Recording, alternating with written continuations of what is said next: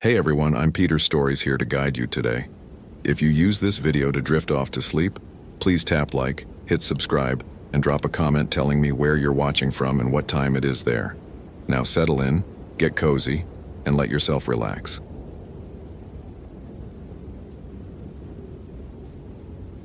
My name is Tyler Brennan, and I need to tell someone what happened in the Cascade National Forest before I lose what's left of my goddamn mind. 3 days ago, I was a rational man with a wife, 2 kids, and 12 years of ranger experience in Montana. Now I'm sitting in this psychiatric ward trying to convince doctors that what I saw in that church was real. They keep asking me about religious trauma and stress-induced psychosis. They don't understand. I wish to God it was psychosis. I transferred to Washington State in September 2018. Sarah got a promotion at Microsoft, and the kids were excited about living near Seattle. I figured ranger work was ranger work, trees, trails, and tourists needing help. How wrong I was. The Cascade National Forest wasn't like the clean, predictable mountains of Montana. There was something wrong with these woods from day one, something that made my skin crawl whenever the radio went silent. My supervisor, Ranger Martinez, was a 20-year veteran who spoke in codes I didn't recognize and watched the tree line, like he expected something to come crawling out. During my first week, he handed me a laminated map with several areas marked in red ink. "Stay out of the red zones unless it's life or death," he said, not meeting my eyes. "Especially Grid 23 Alpha. That's where the old church is." "What's wrong with the church?" I asked. Martinez's face went pale. "Just don't go there alone, Brennan. And if you hear singing, especially children singing, you turn around and call for backup. Immediately." I laughed it off.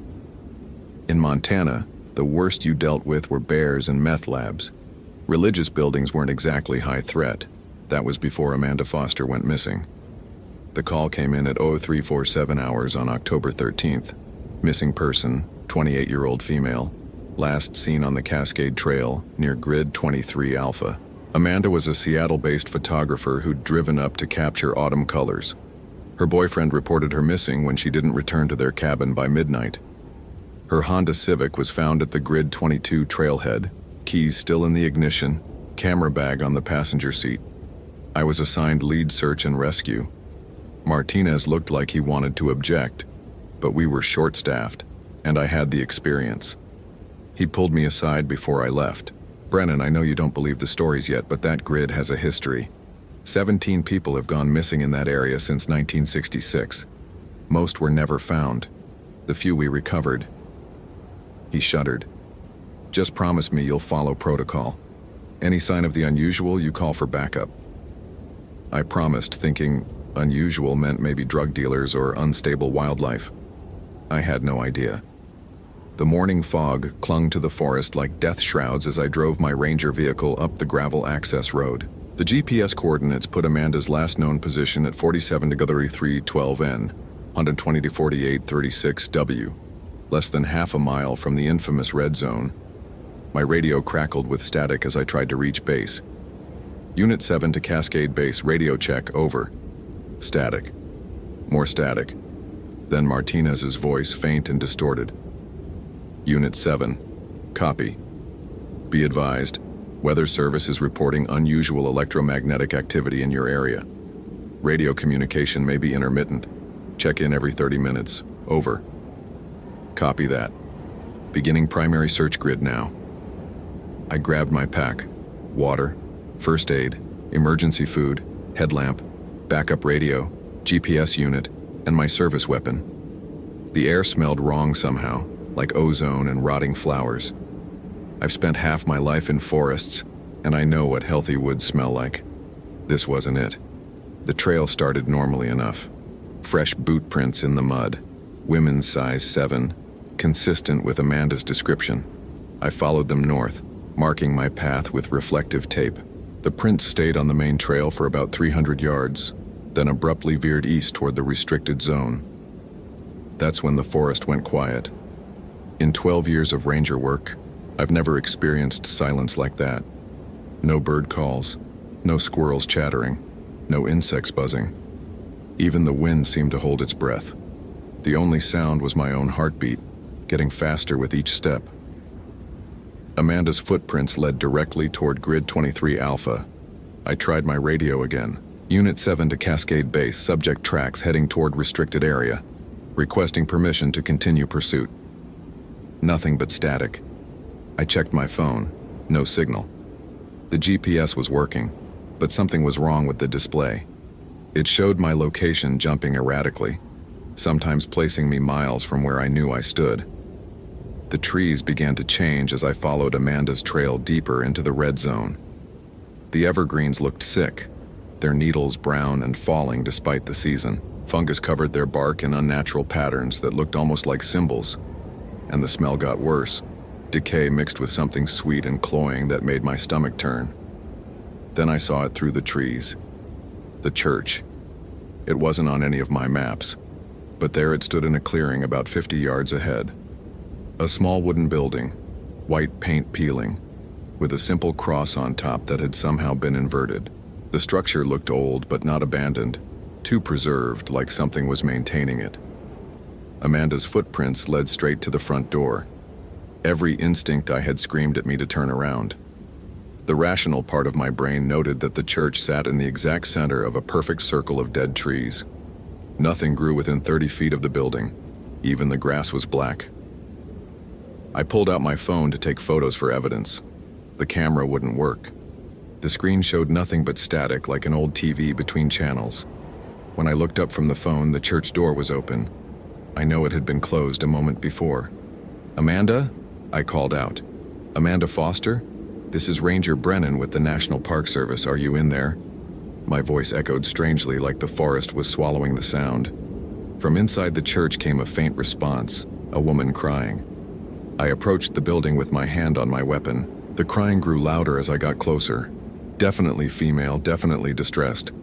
Amanda was in there and she needed help. The front steps creaked under my weight. The wood felt spongy, rotten, though it looked solid. As I reached for the door handle, my radio suddenly burst to life. "Nan! Tyler Brennan, do not enter!" Martinez's voice cut through the static, panicked. "The church is not... Repeat, the church is..." Then silence. The crying from inside the church became urgent, pleading. I had to help her. I opened the door and stepped inside. The first thing that hit me was the smell. Incense mixed with something putrid, like flowers rotting in stagnant water. The second was the wrongness of the space. From outside, the church looked maybe 30 feet long. Inside, it stretched back at least 100 feet, with pews that seemed to extend forever into darkness. Every pew was occupied. They sat perfectly still, these congregants, their heads bowed in prayer. Men, women, children, all wearing clothes from different eras. Some in modern hiking gear, others in suits and dresses that looked decades old. They didn't move, didn't breathe, didn't acknowledge my presence. At the far end of this impossible space sat Amanda Foster. She was alive, kneeling at the altar, but something was wrong with her. Her photographer's vest was shredded, and dark stains covered her clothes. She was facing away from me, toward a cross that hung upside down above the altar. Her body shook with sobs. "Amanda," I called out. She turned around. Her eyes were completely black. Not just the pupils, the entire eye, like someone had filled them with ink. Her skin was pale as parchment, and when she smiled, her teeth looked too sharp. "Tyler," she said, and her voice carried impossible distances in that warped space. "I've been waiting for you." I stumbled backward, but the door I'd entered through was no longer there. Just another row of pews filled with motionless figures. "The congregation has been waiting too," Amanda continued, rising to her feet with movements that looked wrong, like her joints bent in impossible directions. "We've been waiting since 1966. That's when I noticed the children in the front pews. Small figures in rotted Sunday clothes, their heads still bowed in eternal prayer. One lifted her face to look at me, a little girl, maybe 8 years old, with the same black eyes as Amanda. "We sang so beautifully," the child said in a voice like rustling leaves, "until Pastor Morrison taught us the new songs. the songs that opened the way. The congregants began to move, turning to face me in perfect unison. Men and women and children, all with those terrible black eyes, all smiling with two sharp teeth. "This is not real," I said, backing toward what I hoped was a wall. "This is not fucking real." Amanda laughed, and the sound echoed from every mouth in the congregation. "Reality is so limiting, Tyler. Pastor Morrison taught us that. Before the state police came, before the fire, before we learned to make the church eternal." The temperature dropped 20 degrees in seconds. My breath misted in the suddenly frigid air. The congregants began to stand, and I could see now that some were missing pieces. Chunks of flesh, entire limbs, holes where faces should be. "In 1966, Pastor Morrison received a revelation," Amanda continued, walking down the center aisle toward me. "He learned that God wasn't the only thing listening to prayers, and some things answer differently." I fumbled for my weapon, but my hands were shaking too hard to draw it. The walls around me seemed to pulse like something alive. "The police found 23 bodies," Amanda said, "but they never found Pastor Morrison. He's still here, Tyler, still preaching, still converting new believers." That's when I heard it, singing coming from everywhere at once. A hymn I didn't recognize, in a language that hurt to hear. The words seemed to crawl into my ears and nest in my brain like parasites. The congregants joined in, their voices creating harmonies that violated every law of music I knew. The sound was beautiful and horrible, and I felt something inside me responding to it. Part of me wanted to kneel, to bow my head, to join them. "No," I said, pressing my hands to my ears. "No, I won't listen." Amanda was close now, maybe 10 feet away. Up close, I could see that her black eyes weren't empty. They were full of darkness that moved like liquid. "Your wife is praying for your safe return," she said. "Your children asked God to bring Daddy home. But there are older gods, Tyler. Hungrier gods. And they've heard those prayers too." From my pocket, my phone buzzed. A text message from Sarah. "Kids are worried. Emma keeps asking when you're coming home. Love you. Stay safe." The message cut through the supernatural horror like a knife. My family, my real life. I had to get back to them. I grabbed the emergency flare from my belt and popped it. Brilliant red light flooded the church, and the congregants shrieked, covering their faces. In the harsh illumination, I could see what they really were. Desiccated corpses, some decades old, animated by something that wasn't human. The church began to shake. Plaster fell from the ceiling and cracks appeared in the walls. "You cannot leave," Amanda screamed, and her voice was no longer human. "The contract is eternal. The congregation is forever."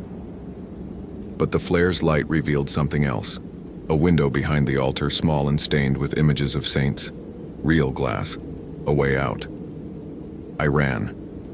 The congregants reached for me as I sprinted down the aisle, their fingers like branches scraping at my uniform. Something grabbed my ankle, a child's decomposed hand, and I kicked free, hearing bones snap.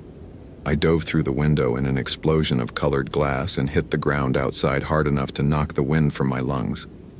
The moment I was outside the building, the singing stopped. When I looked back, the church was gone. Just empty forest. No building, no clearing, no circle of dead trees. My GPS showed my correct location again, exactly where Grid 23 Alpha was supposed to be, empty woods. But Amanda Foster's footprints were still there in the mud, leading to where the church door had been. If this story is giving you chills, smash that follow button for more supernatural horror. What would you do in Tyler Brennan's situation? Comment below. I radioed for backup and a full search team. We combed that area for 3 days.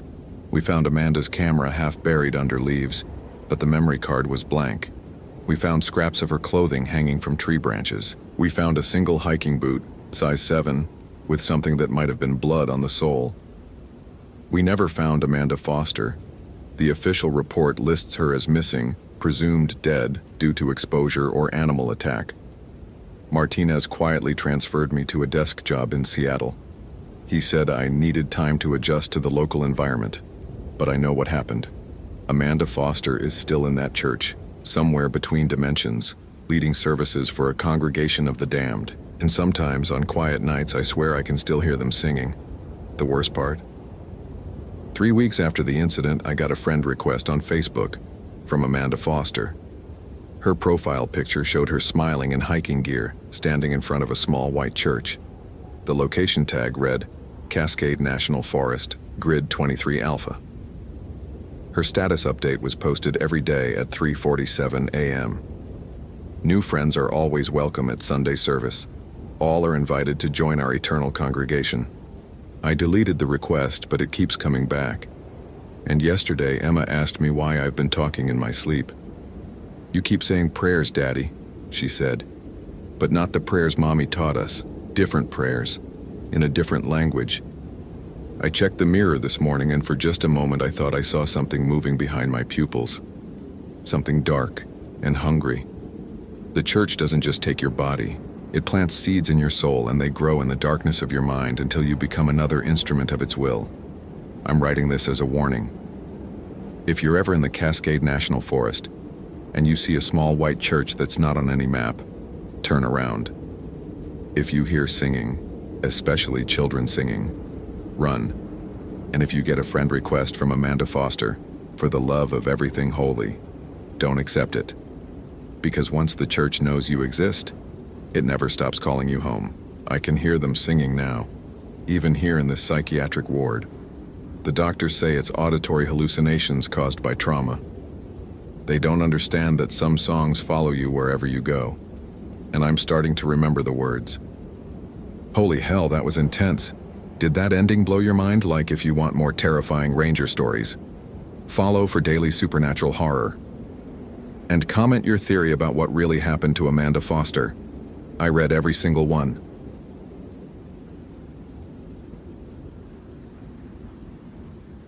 My name is Derek Matthews, and I need to tell someone what happened on Blackwood Trail before they find my service weapon and badge in the woods.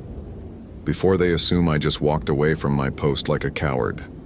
The truth is far worse than desertion. I've been a ranger at Pine Ridge National Forest for 8 years. 8 years of search and rescue, wildlife encounters, and tourist mishaps. But nothing prepared me for what I encountered 3 nights ago. Nothing could have. Day 1, 14:30 hours. Unit 23, we have a missing hiker report. Female, early 20s, last seen on Blackwood Trail around 0800 this morning. I keyed my Motorola radio, the familiar weight of the device grounding me. Copy dispatch. Description? Madison Clark, 5'6", brown hair, wearing a red North Face jacket. Family says she's an experienced hiker, but she missed her check-in call. Blackwood Trail. My stomach tightened. I'd avoided that particular section for 2 years now, ever since what happened to Ranger Phillips. The official report said he'd suffered a heart attack while on patrol, but I found his body. I saw his face, twisted in absolute terror, his radio still clutching coordinates that led nowhere. 10-4 dispatch, Unit 23 responding. I loaded my Garmin GPS with the trail coordinates, 423601 degree N, 710589 degree W.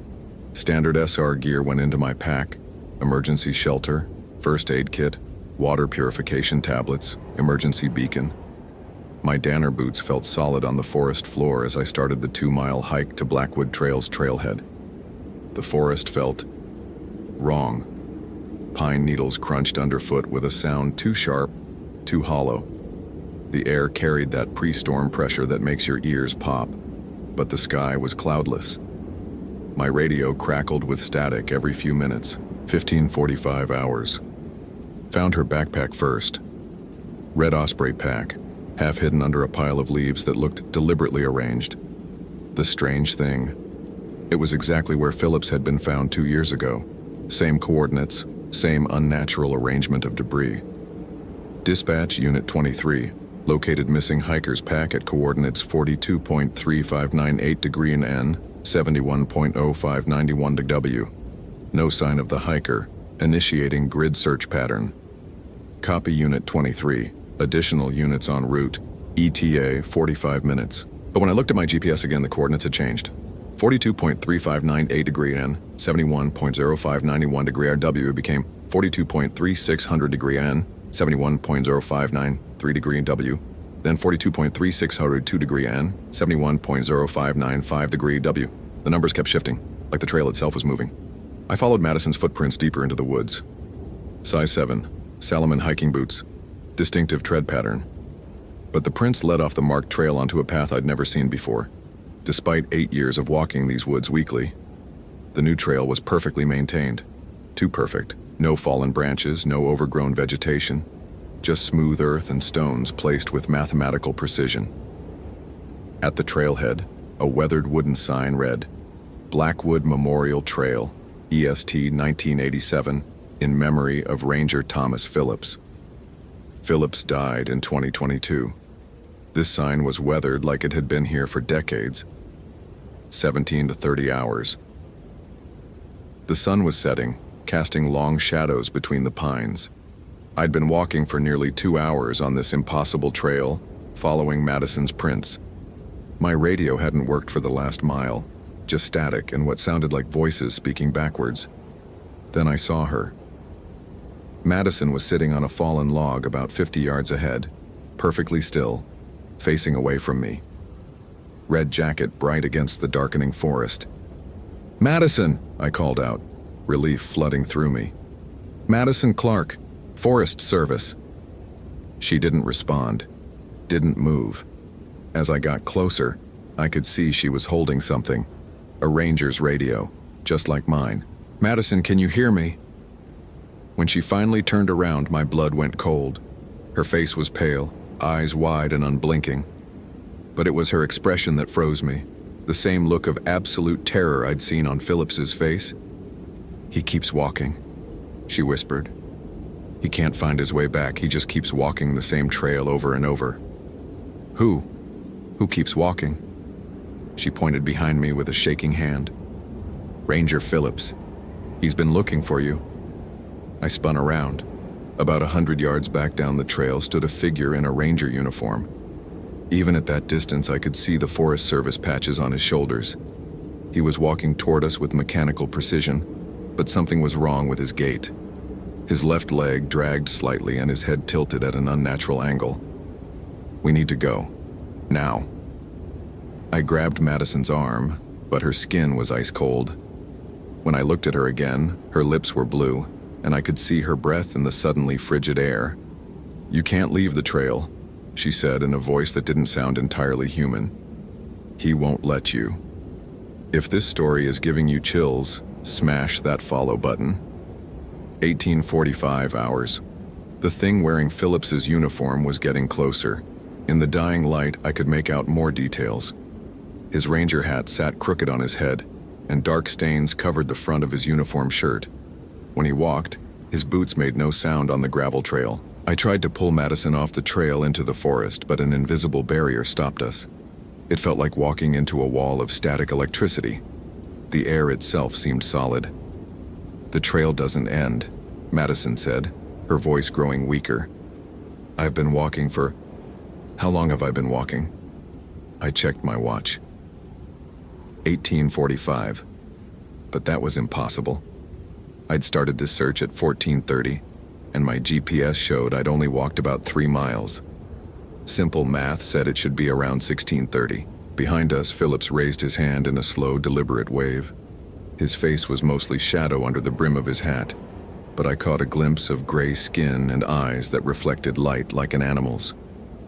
"Phillips," I called out, my voice cracking. "Tom, is that you?" He stopped walking and tilted his head like he was listening to something I couldn't hear. Then he keyed his radio. The static that came through my earpiece was deafening, but underneath it I heard his voice, distorted, echoing. "Unit 19 to dispatch. Unit 19 to dispatch. I'm lost on Blackwood Trail. GPS isn't working. Can anyone copy? Please, someone copy." The transmission cut to static, then repeated. Exact same words, same inflection, same desperate tone. It was a loop, a recording of Phillips's last transmission, played over and over for 2 years. Madison stood up from the log, her movements jerky and unnatural. When she turned to face me, her eyes had gone completely white. "You're the new ranger," she said in Phillips's voice. "You're supposed to replace me, but you can't leave until someone else comes."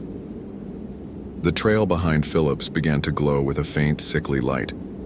I could see other figures now, shadowy forms in hiking gear, walking the same mechanical pattern. All the missing hikers from the past 2 years, all trapped on the endless trail. Day 2, 0330 hours. I've been walking for 9 hours. My legs should be exhausted, but I feel nothing. Madison walks beside me, sometimes talking in her own voice, sometimes in Phillips, sometimes in voices I don't recognize. The trail never ends. We pass the same fallen log, the same weathered sign, the same coordinates over and over. My radio occasionally crackles to life with search teams looking for us. "Unit 23, what's your location?" But when I try to respond, only static comes out. I'm already becoming part of the loop. Phillips walks behind us, maintaining perfect distance. Never getting closer, never falling back. Just walking, walking, walking. Sometimes he tries to radio for help, but it's always the same message, always the same desperate hope that no one will answer. The sun never rises on Blackwood Trail. Day. Time unknown. My watch stopped at 18:45. Has it been days? Weeks? My family must be worried. My wife Sarah probably called in missing persons reports. My daughter Emma is supposed to graduate high school next month. I had promised to be there. The thought of them breaks through the fog in my mind. Emma. Sarah. Home. I can almost feel the weight of my house keys in my pocket. Almost smell Sarah's coffee brewing Sunday mornings. Madison has stopped talking. She just walks, her red jacket now gray in the eternal twilight. Behind us, the line of trapped souls has grown. I count at least 15 figures now, all walking the same stretch of impossible trail. But I remember something Phillips forgot. I remember why I became a ranger. 8 years ago, before Pine Ridge, before the uniform and radio codes, I was lost in the woods. Really lost, not supernatural lost. Just a weekend hiker who took the wrong turn and wandered for 3 days. A ranger named Jim Kowalski found me, delirious and hypothermic, and carried me 4 miles to safety on his back. "We don't leave people behind," he told me in the hospital. "That's the job. We bring them home." I still have his business card in my wallet. Still have the GPS coordinates where he found me memorized. Still remember the weight of his promise. We don't leave people behind. I stop walking. For the first time in however long this has been, I stop. Madison keeps walking for a few steps, then stops too, confused. The other figures continue their mechanical march. "I'm going home," I say out loud. "I'm going home to my wife and daughter." Phillips appears beside me instantly, his gray face inches from mine. Up close, I can see the badge number on his uniform, 4472. My badge number is 4473. I was hired to replace him. "You can't leave," he whispers, and his breath smells like pine needles and decay. "Someone has to walk the trail. Someone has to maintain the loop." "Then you walk it," I tell him. "I'm going home." I close my eyes and think about Emma's graduation, about Sarah's Sunday coffee, about Jim Kowalski's promise, and the GPS coordinates burned into my memory. 42.3598 to Guian, 71.0591 to Guiabu.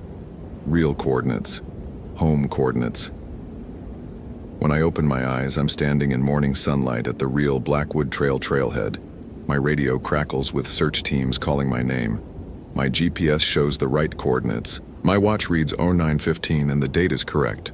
Only one night has passed. Madison's backpack is still there, still arranged under the same pile of leaves. But Madison is gone. When the search teams find me, I tell them she fell into a ravine, that I couldn't reach her, that we need more equipment for recovery. They'll search for weeks. They won't find her body, because her body is still walking that impossible trail with Phillips and all the others. Still trapped in the loop, waiting for someone to replace them. Present day. I turned in my badge yesterday. Told my supervisor I was dealing with PTSD, needed to find a different line of work. He understood. Too many rangers burn out after losing hikers. But I can still hear Phillips's radio transmissions sometimes late at night when the house is quiet. Still get phantom GPS readings that show coordinates leading to nowhere, and sometimes when I'm driving past the forest I see a faint glow through the trees where Blackwood Trail used to be. The trail is still there, still waiting, still needs someone to walk it. They'll hire a new ranger soon. Badge number 4474. Some eager young person who wants to serve and protect, who believes they can bring everyone home safe. I pray they never find Blackwood Trail. I pray the coordinates stay scrambled in their GPS. I pray Phillips and Madison and all the others keep walking their endless loop without needing a replacement, because we don't leave people behind, even when staying means losing ourselves forever. End of statement. Derek Matthews, former forest ranger, Pine Ridge National Forest Service. Holy hell, that was intense. Like if you want more terrifying stories.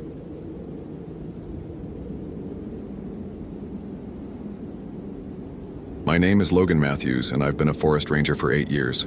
What I'm about to tell you will sound insane, but I swear on my daughter's life that every word is true. I should have known better. Hell, I did know better. But when dispatch crackled through my Motorola radio at 2:47 p.m., Unit 23, we have a missing hiker report. Emma Rodriguez, 24, last seen on Devil's Backbone Trail. I couldn't ignore the ice-cold dread that shot through my spine. Devil's Backbone Trail. GPS coordinates 41.236 degree N, 74.1234 degree IW. 3 years ago, that same trail took my partner Marcus. Officially, he fell down a ravine. Unofficially, well, that's why I've been seeing the department psychiatrist twice a month. Copy that dispatch. Unit 23 responding. My voice sounded steadier than my hands felt as I gripped the radio. The October air smelled of dying leaves and something else. Something wrong that made my German Shepherd Rex whine from the passenger seat of my Ford F-150. I parked at the trailhead at 3:15 p.m. My Garmin GPS showed full battery, my emergency beacon was active, and I had enough water for a full day. Standard protocol for a missing person search. What wasn't standard was the way the forest felt. Watching. Emma's Honda Civic sat alone in the parking area, keys still dangling from the ignition. Her hiking permit was properly filled out. She'd planned to hike the 4.2-mile loop and return by sunset. That was 18 hours ago. Emma Rodriguez, Forest Service, I called out, my voice echoing unnaturally among the towering pines. Rex's ears flattened against his head, and he refused to move past the first trail marker. That should have been my first real warning. The trail started normal enough. Well-maintained wooden bridges over streams, clearly marked switchbacks, even some autumn hikers coming down as I went up. But around mile marker 2.1, something shifted. The other hikers disappeared. The bird songs stopped. Even the wind went silent. My radio crackled. Unit 23, what's your status? Mile 2, continuing search pattern. No sign of the missing hiker yet. Copy that, be advised, we're losing your GPS signal intermittently. I checked my Garmin. Full bars, perfect connection. Negative dispatch, my equipment shows full signal. Silence, then static. Logan, why did you leave me here? My blood turned to ice water. That voice on the radio. It was Marcus, my dead partner Marcus, whose body we never found after he fell down that ravine 3 years ago. Dispatch, please repeat last transmission. Unit 23, we show no recent transmissions from base. Are you experiencing radio malfunctions? By mile 2.8, my cell phone had 0 bars despite being on a ridge with clear sky. My GPS was showing impossible readings, coordinates that would put me somewhere in the middle of the Atlantic Ocean. Worst of all, the trail ahead was becoming unfamiliar, even though I'd hiked Devil's Backbone dozens of times. The markers were wrong. Instead of the familiar brown wooden posts with yellow blazes, I was seeing hand-carved symbols that made my eyes hurt to look at directly. Strange geometric patterns that seemed to shift when I wasn't looking straight at them. Emma, I called again, but my voice sounded muffled, like the forest was swallowing the sound. That's when I found her backpack. A pink JanSport hiking pack, torn and muddy, hanging from a tree branch exactly at eye level like someone had deliberately placed it there. Inside, Emma's ID, her water bottle, still full, energy bars, untouched, and her cell phone showing 47 missed calls from Mom. But no Emma. Here's where it gets impossible to explain rationally. I followed the trail markers, those wrong shifting symbols, for what felt like hours, but my watch claimed only 20 minutes had passed. The sun wasn't moving in the sky. It was stuck at that golden hour angle, casting shadows that pointed in directions that defied physics. And I kept finding things. Mile 3.2, a forest ranger hat. Not mine, not Emma's. The name stitched inside read M. Torres, 1987. Marcus Torres.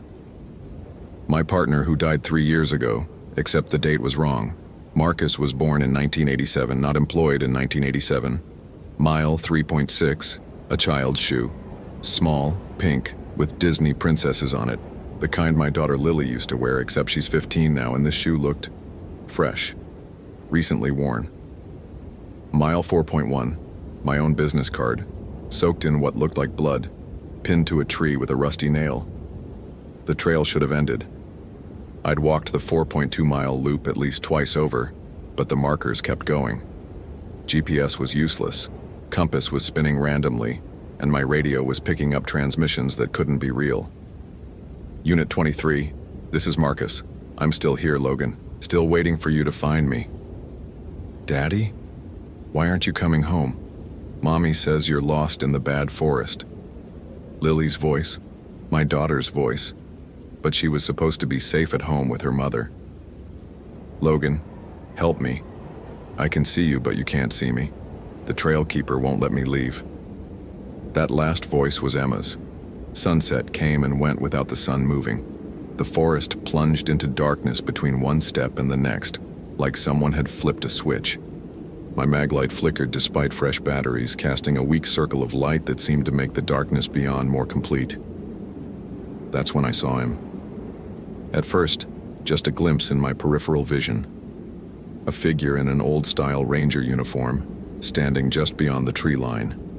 When I turned my light directly on him, nothing. But in the edge of my vision, always there. Watching. Following. Who's there? I called out, my hand moving instinctively to my service weapon. Forest Service, identify yourself. The radio crackled to life. Ranger Jacob Morrison, badge 247, reporting for eternal duty. I knew that name. Jacob Morrison was a ranger who died in 1966, found 3 weeks after disappearing on Devil's Backbone Trail. Officially, he got lost and died of exposure. The older rangers whispered different stories. Stories about him still walking the trails, collecting the lost, making sure they never found their way back. You shouldn't have come back, Logan, the radio whispered in Marcus's voice. Not after what happened last time. The trail keeper remembers you. Marcus? I whispered, feeling insane for talking to a dead man through a radio. Run, Logan, while you still can, before the trail claims you too. My flashlight beam caught something moving in the trees. Not the pseudo-ranger, something else. A figure in a torn hiking outfit. Blonde hair matted with leaves and dirt, stumbling between the pines with jerky, unnatural movements. Emma. But wrong. So very wrong. Her head turned toward me, and even in the weak light, I could see her eyes were completely black. When she opened her mouth to speak, no sound came out, but I could hear her voice in my head. Help me. I can't find the way out. It won't let me leave. I ran. God forgive me, I left Emma, or whatever was wearing Emma's face, and I ran. Behind me, I could hear them following. The soft footsteps of the trail keeper, the stumbling gait of Emma's possessed form, and worst of all, Marcus's voice calling my name through the radio that shouldn't work, but wouldn't stop broadcasting. The trail markers were changing as I passed them. What had been strange geometric symbols were becoming more familiar, but familiar in a way that made my sanity crawl. They were the same symbols I'd seen carved into trees around the spot where Marcus fell 3 years ago. the same symbols that appeared in my nightmares. "Logan, you can't run from the trail." Marcus's voice followed me through the radio. "It goes where it wants to go. It ends when it wants to end." My lungs burned, my legs shook, and my flashlight was dimming fast. But ahead, impossibly, I saw light. Real light. Electric light. The parking area. I burst out of the tree line at 11:47 p.m. according to my watch, but that was impossible. I'd entered the forest at 3:15 p.m., and even accounting for the confusion, I couldn't have been in there for more than 3 hours. My truck was where I'd left it. Rex was barking frantically from inside, pawing at the windows. But as I fumbled for my keys with shaking hands, I noticed something that made my blood freeze. There were 2 sets of footprints leading from the truck to the trailhead, mine, from 8 hours ago, and another set leading from the truck to the trailhead made by hiking boots that matched the torn prints I'd been following all evening. Emma's footprints, but they were walking into the forest from my truck, not from her Honda. Her Honda Civic was gone. I called dispatch on my way back to town, hands shaking so bad I could barely hold the radio. "This is Unit 23. Missing hiker Emma Rodriguez. I couldn't find her. Trail conditions were unusual. Requesting backup for expanded search tomorrow." "Copy that, Unit 23. Are you all right? You sound shaken." I almost laughed. "All right? I'd just been stalked through an impossible forest by a dead ranger, a possessed hiker, and my murdered partner. I'd walked a 4.2-mile trail for 8 hours without reaching the end until it decided to let me go. Just tired, dispatch. Unit 23 clear." But as I drove home, my radio, which I'd turned off, crackled to life one more time. "Thanks for visiting, Logan. The trail keeper enjoyed your company. Emma says hi. She's settling in nicely with the rest of us. See you next time someone goes missing." The voice was mine, my own voice calling from some impossible place where the trail never ends. I made it home at 12:30 a.m. Sarah was asleep. Lily was doing homework in her room. Normal, safe, real. Except Lily was wearing those Disney princess shoes. The small pink ones I'd found on the trail. The ones she'd outgrown years ago. "Hey, Dad," she said, not looking up from her algebra homework. "How was work?" "Fine, sweetheart. Just fine." But when I kissed her goodnight, she whispered, "The trail keeper says you'll be back soon. He's saving a special place for you." I checked my service record the next morning. According to official reports, Emma Rodriguez was never reported missing. There is no Devil's Backbone Trail in Blackwood National Forest. Ranger Marcus Torres died in 1987, not 2021 like I remembered, and Ranger Jacob Morrison never existed. But I have Emma's ID in my pocket. I have photos on my phone of those impossible trail markers. And every night my service radio turns itself on at 2:47 a.m. and calls my name. I'm writing this from Riverside Psychiatric Hospital, where they've kept me for observation since I tried to explain what happened. Dr. Patterson says I'm experiencing complex PTSD with dissociative episodes. She says I never had a partner named Marcus, that I've been working alone for 3 years since my incident on a trail that doesn't exist. But she can't explain why my boots still have soil samples that don't match any ecosystem in our region. She can't explain why my GPS recorded coordinates from inside the Atlantic Ocean, and she definitely can't explain why Emma Rodriguez, who never existed according to their records, sent me a friend request on Facebook yesterday. Her profile shows she's been missing for 2,147 days. The message she sent just said, "Still here, still walking. The trail is so much longer than you think, Logan. Want to come back and see?" They're releasing me tomorrow. Dr. Patterson thinks I'm making progress, but I know the truth. You can leave the trail, but the trail never leaves you. Last night I dreamed I was walking Devil's Backbone again. This time I wasn't alone. Marcus was there, and Emma, and Jacob Morrison in his old uniform. All the lost ones walking endlessly on a path that has no beginning and no end. In the dream, I was wearing my own ranger uniform. The name tag read L. Matthews 2024. When I woke up, there was mud on my hospital room floor, fresh pine needles in my hair, The trail is calling me back. If you're ever hiking alone and find a trail marker that doesn't belong, turn back immediately. Some paths are meant to keep you forever. And if you ever find yourself on a trail that seems to have no end, in a forest where time doesn't pass right, and you hear voices on the radio from people who shouldn't be there, don't try to be a hero. Don't try to save anyone. Just run, and pray the trail lets you go. Because once you enter the cursed path, you become part of the Trail Keeper's eternal collection. And trust me, you don't want to meet Jacob Morrison in person. The end.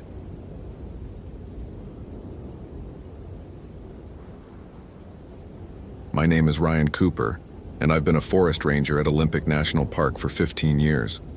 I've seen bears maul campers, watched hypothermia turn grown men into babbling children, and pulled more bodies out of ravines than I care to count. Nothing in these woods has ever scared me. Nothing natural anyway. But what happened to me in October 2018 during the search for Madison Foster changed everything I thought I knew about fear. October 13th, 2018. 5:47 a.m. My Motorola XPR 7550 crackled to life as I was tying my Danner Crater rim boots in the ranger station locker room. Unit 23, we have a code yellow, missing person female age 22, Madison Foster, LKP Ho River Trail, mile marker 7.2, grid coordinates 47 degree 51 18 N, 123 to 52 34 W. I grabbed my radio, the familiar weight of my Glock 22 settling against my hip. Unit 23, copy that. What's the timeline on the missing person? Overdue since yesterday, 1800 hours. Boyfriend reported her missing when she didn't return from solo day hike. Weather's turning nasty, Coop. Cold front moving in, temps dropping to 34 degrees tonight. I spat into the sink, the taste of morning coffee turning metallic in my mouth. Solo hike. Christ. I'd seen what these woods did to people who went in alone. 10-4, ETA to trailhead 20 minutes. My phone buzzed. A text from my wife, Sarah. Coffee's getting cold. Emma drew you a picture for your pack. Be safe, tough guy. Love you. The attached photo showed our 8-year-old daughter's crayon drawing of me in my ranger uniform, standing next to what looked like a very green tree. At the bottom, in her messy handwriting, Daddy the best ranger. I tucked the phone away, grabbed my pack, 42 pounds of gear including emergency medical supplies, GPS unit, headlamp, emergency shelter, and enough MREs for 3 days. The familiar routine calmed my nerves. Check radio battery, test GPS coordinates, verify emergency beacon signal. Outside, the October air hit my face like a slap. Pine needles crunched under my boots as I walked to my Ford F-150. The sky was that ugly gray color that promised rain, and the wind carried the scent of wet earth and decaying leaves. Something else too. Something that made the hair on the back of my neck stand up. The Ho River Trail starts innocent enough, wide, well-maintained, popular with day hikers and tourists. But 7 miles in, where Madison Foster was last seen, the trail narrows and the real Olympic wilderness takes over. Massive Sitka spruces tower overhead, their branches blocking out most of the daylight even at noon. The understory is thick with devil's club and ferns, perfect for hiding a body, or for something to hide while it hunts. My Garmin GPS showed I was making good time. 3. Toomby through terrain that would challenge most hikers. 15 years in these woods had taught me to read the land, the way moss grows thicker on the north side of trees, how deer paths always follow the easiest gradient, where to step to avoid the soft spots that could turn an ankle. At mile marker 6, I found her first piece of evidence. A North Face water bottle, stainless steel, lying in the middle of the trail. No scuff marks, no sign it had been dropped, just sitting there like someone had carefully placed it. I keyed my radio. Base, this is Unit 23. Found water bottle belonging to possible missing person. GPS coordinates 47 degree 5102 N, 123D 5241 W. Copy that, Coop. Any other sign? I circled the bottle, looking for footprints, disturbed vegetation, anything that might tell me which way she'd gone. The ground was too hard, the pine needle carpet too thick. But something was wrong with the scene. The bottle was clean. Too clean. No condensation, no dirt, no scratches from being dropped on rocky trail. Negative on additional sign. Continuing search pattern. That's when I heard it. A woman's voice, faint and distant, calling from somewhere off the trail to the north. Help. Please. Someone help me. The voice was weak, desperate. Exactly what you'd expect from someone who'd been lost in the woods for 18 hours. But something about it made my skin crawl. Maybe it was the way the sound seemed to echo wrong, bouncing off the trees in a pattern that didn't match the terrain. I unslung my pack and pulled out my Surefire flashlight, though it was still light enough to see. Force of habit. In thick forest, you can lose light fast. Base, this is Unit 23. I'm hearing calls for help, female voice, approximately 200 meters north of trail at mile marker 6. Investigating. Copy that. Maintain radio contact. I pushed through the understory, Devil's Club thorns catching on my uniform sleeves. The voice came again, closer now. Help me. I'm hurt. Please. 50 meters off the trail, I found footprints in a patch of soft earth. Size 7 hiking boots, Nike tread pattern. The prints were clean, recent, but they only went in one direction, deeper into the forest. No return trail. The voice called again, and this time I could tell it was coming from a depression ahead, maybe an old creek bed or natural hollow. I picked up my pace, adrenaline starting to pump. If Madison Foster was injured, every minute counted. That's when the smell hit me. It wasn't the clean scent of pine and earth I was used to. This was something else. Sweet and cloying, like flowers left too long in water. Rotting flowers, and underneath it, something that made my stomach turn. The metallic smell of blood mixed with something I couldn't identify. The depression was maybe 30 feet across, ringed with massive cedar trees that blocked out most of the remaining daylight. At the bottom, sitting with her back against a fallen log, was a young woman with long dark hair. Madison Foster. Had to be. She was wearing a red fleece jacket and dark hiking pants, exactly what her boyfriend had described, but something was wrong with the way she was sitting. Too still. Too perfectly positioned. Madison? I called out, starting down the slope. Madison Foster? I'm Ranger Cooper. We've been looking for you.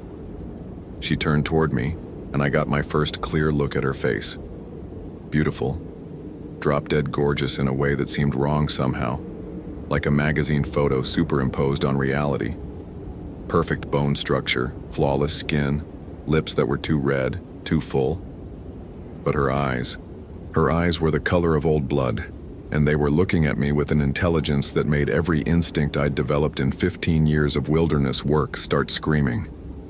Oh, thank God, she said, and her voice was different now. Not the weak, desperate calls I'd heard earlier. This voice was rich and smooth like honey over broken glass. I've been so scared. I think I hurt my ankle. She gestured to her left leg, and I saw that her hiking boot was twisted at an odd angle, but there was no swelling, no bruising, no sign of actual injury. Let me call this in, I said, reaching for my radio. Base, this is Unit 23. I've found the missing person. She appears to be static. Nothing but white noise. I tried again. More static. Radio problems? Madison asked, and there was something in her tone that made me look up sharply. She was smiling now, and her teeth were too white, too sharp. Sometimes happens in these hollows, I said, trying to keep my voice steady. Interference from the terrain. But I'd never had radio problems in this area before, ever. I approached slowly, every nerve in my body screaming that something was fundamentally wrong. The sweet, rotting smell was stronger now, and I could see flies buzzing around the fallen log behind her. Too many flies for October. What's your full name, miss? I asked, staying about 10 feet away. Madison Foster, she replied without hesitation. Madison Elizabeth Foster, born June 15th, 1996. I live in Seattle. I work at Starbucks on Pine Street, and my boyfriend David is probably worried sick about me. All the right details, but delivered in that same honey over glass voice, like she was reciting from a script. How did you injure your ankle? I slipped coming down into this hollow. I think I heard something moving in the bushes, got startled and lost my footing. She winced prettily and gestured again to her boot. It happened around sunset yesterday. I've been here all night. I moved closer, and that's when I saw what the flies were feeding on. Behind the log, partially hidden by fallen branches, was what was left of a deer. Fresh kill, maybe a day old, but torn apart in a way that didn't match any predator I knew. The rib cage was cracked open, organs removed with surgical precision, and the deer's head was gone. Not bitten off, not torn away. Removed cleanly, like it had been unscrewed. A lot of predators in these woods, Madison said, following my gaze. Bears, cougars, coyotes. A girl could get hurt if she's not careful. When I looked back at her, she was standing. No limp, no favoring of the supposedly injured ankle. And she was closer now, maybe 6 feet away. I hadn't seen her move. Your ankle seems better, I observed, my hand drifting toward my sidearm. Funny how pain comes and goes, she said, taking another step closer. Sometimes what hurts at first starts to feel really good. Her scent hit me then, that sweet rotting flower smell, but stronger, almost overwhelming. And something else, something that made my body react in ways it shouldn't, made my heart race for reasons that had nothing to do with fear. Pheromones. Predators used them to confuse prey. Ma'am, I need you to stay where you are, I said, unsnapping my holster. I'm going to need to verify your identity before we proceed. She laughed, and the sound made my skin crawl. Not because it was scary, but because it was beautiful. Too beautiful. Like music played in frequencies that bypassed rational thought and went straight to something deeper, more primitive. You don't believe I'm Madison Foster? She asked, cocking her head to one side. Even though I know everything about her? Her favorite coffee order, Venti Pike Place with 2 sugars and oat milk. Her boyfriend's name, David Chen, works at Microsoft, drives a blue Honda Civic. Her sister's name, Jessica, lives in Portland, has 2 kids. She took another step, and I could see that her pupils were dilated, the irises shifting from brown to that bloody red color I'd noticed earlier. The tattoo on her hip, a small butterfly, got it for her 18th birthday. The scar on her left knee from when she fell off her bike when she was 7. The birthmark on her shoulder that looks like a crescent moon. Another step. Now she was close enough to touch, and every cell in my body was screaming conflicting messages. Run, fight, submit, mate. Even the things she never told anyone, Madison continued, her voice dropping to a whisper. Like how she stole $20 from her mother's purse when she was 12, or how she cheated on her SATs, or how she's been having fantasies about her boyfriend's roommate.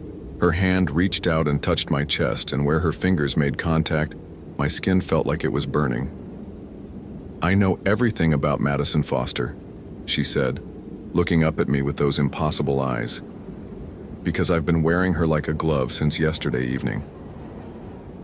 If this story is giving you chills, smash that follow button for more supernatural horror. What would you do in Ryan Cooper's situation? Comment below. That's when my training kicked in. 15 years of dealing with dangerous wildlife, unstable hikers, and emergency situations had taught me one thing. When your instincts scream danger, you listen. I drew my Glock in one smooth motion, putting 3 feet of distance between us as I brought the weapon up. Stay back, I commanded, my voice carrying the authority that had made me one of the most respected rangers in the park. Get on the ground now. She didn't move, just stood there, smiling that perfect smile, her head tilted like a curious animal. That won't work on me, Ryan Cooper, she said, and hearing my name in that honey glass voice made my blood run cold.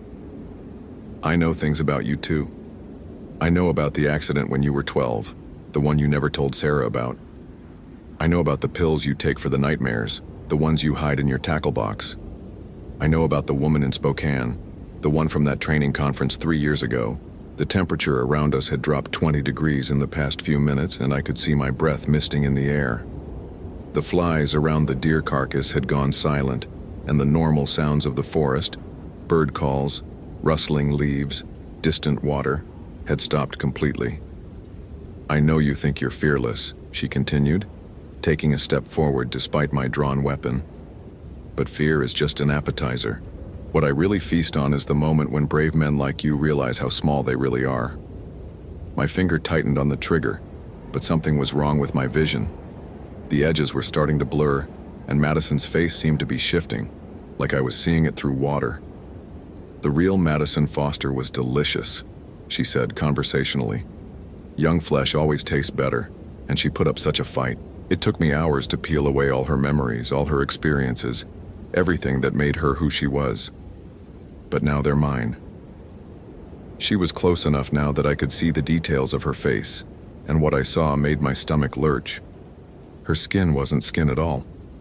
It was something else. Something that moved and shifted like it was barely containing what was underneath. And her eyes were pits, bottomless holes filled with a darkness that seemed to move and writhe with its own intelligence.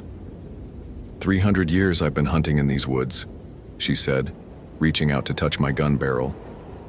Where her finger made contact, the metal began to rust and flake away. 300 years of perfecting my craft. Did you know that if you consume someone slowly enough, you can keep their memories fresh? Madison Foster is still alive in here, Ryan, still screaming. I pulled the trigger. The gunshot echoed through the hollow, unnaturally loud. But where the bullet should have hit her center mass, it passed right through like she was made of smoke. She laughed again, that beautiful, terrible sound. "Iron and lead? Really? You might as well throw pine cones at me." Then she moved. I'd seen mountain lions attack, had watched a grizzly charge at 30 miles per hour, but nothing had prepared me for the speed of this thing. One moment she was standing 3 feet away, the next her hand was wrapped around my throat, lifting me off the ground with inhuman strength. Up close, I could see what she really was. The beautiful face was just a mask, something she wore over her true features. Underneath, where the mask didn't quite fit, I caught glimpses of something ancient and wrong. Gray flesh that looked like bark, eyes that were just empty sockets, teeth that were too long and sharp to fit in any human mouth. "Madison fought too," she whispered, her grip tightening until I could feel my larynx starting to crack. Right up until the end. Even when I was peeling away her skin, she kept begging for her daddy. Want to know what she said right before I took her tongue? My vision was going dark around the edges and I could feel my feet kicking uselessly in the air. But my hand found the knife on my belt, a K-bar fighting knife I'd carried since my army days. Not standard ranger equipment, but old habits die hard. I drove the blade up under her rib cage, aiming for what should have been her heart. She screamed, a sound like breaking glass mixed with a mountain cat's shriek, and dropped me. I hit the ground hard, gasping for air, but kept hold of the knife. The blade was smoking where it had touched her, and I could smell burning flesh. "Cold iron," I gasped, getting to my feet. "Blade's been blessed by a Lakota medicine man. Picked it up in South Dakota." The thing that had been wearing Madison Foster's face was backing away, and now the mask was slipping. I could see patches of gray bark-like skin showing through, and her perfect features were melting like wax. "Impossible," she hissed, her voice no longer honey-sweet but something like grinding stone.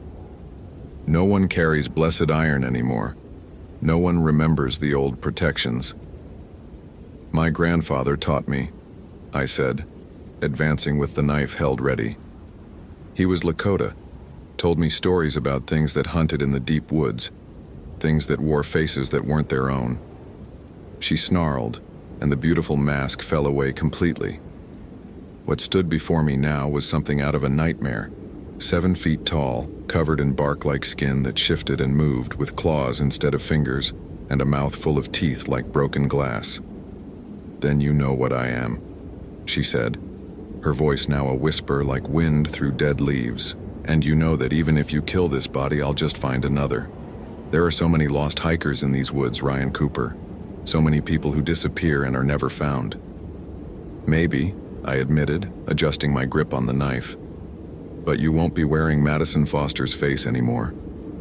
We circled each other in the hollow predator and prey, but I wasn't sure which was which anymore. My grandfather's stories had been specific about one thing. Creatures like this were old, powerful, and nearly impossible to kill permanently. But they could be hurt, driven off, forced to abandon their current form. And sometimes, if you were lucky and brave and had the right tools, you could free the souls they'd consumed. She struck first, claws raking toward my face with inhuman speed. I ducked left, letting her momentum carry her past me, and opened a long gash across her ribs with the blessed iron. She screamed again, black blood spraying from the wound. "Madison's still in there," I said, backing away as she spun to face me. I can hear her screaming. "She's mine now," the thing snarled. "Her memories, her experiences, her pain, all of it feeds me.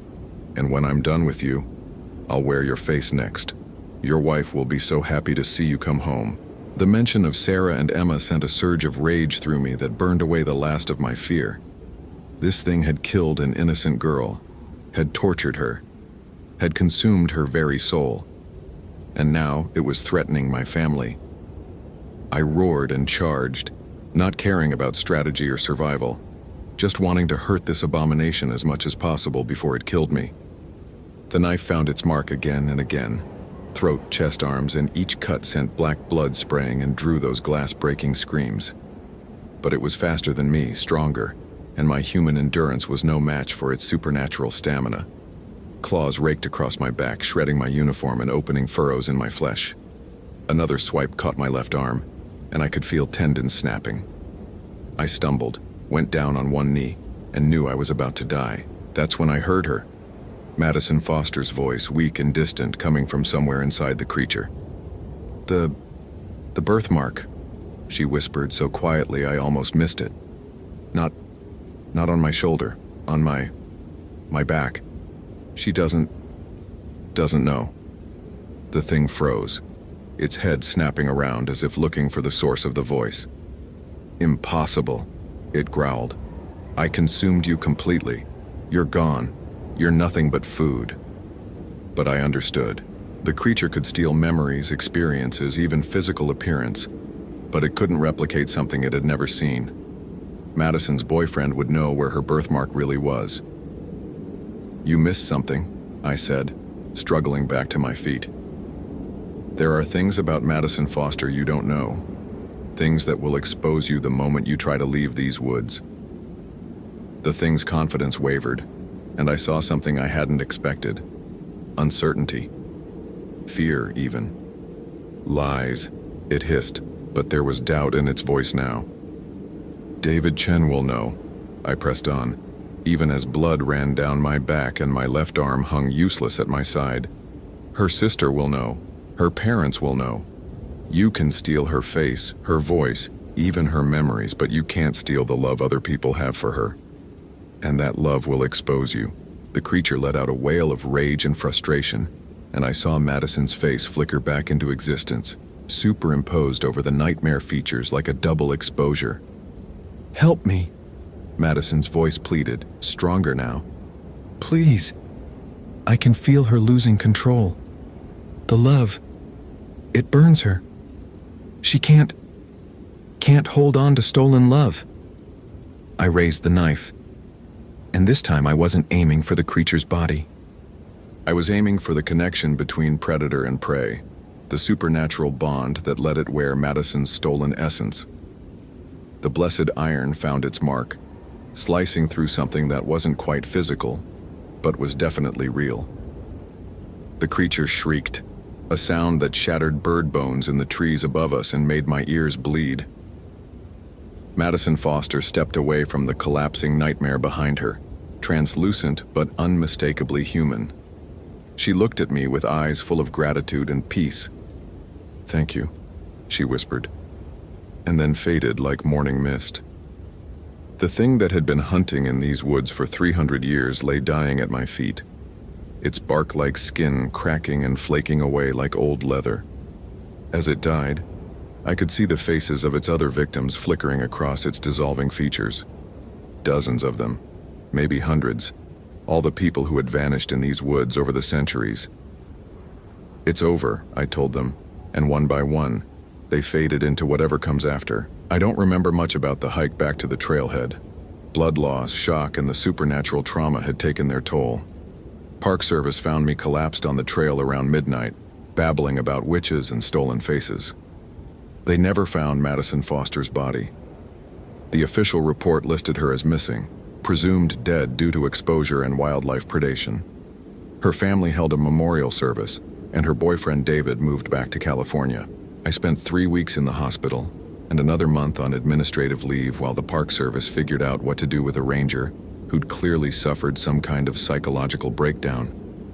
Eventually, they transferred me to a desk job in Olympia, processing permits and filing reports. But sometimes on clear nights when the wind is right, I still hear her voice carried on the breeze.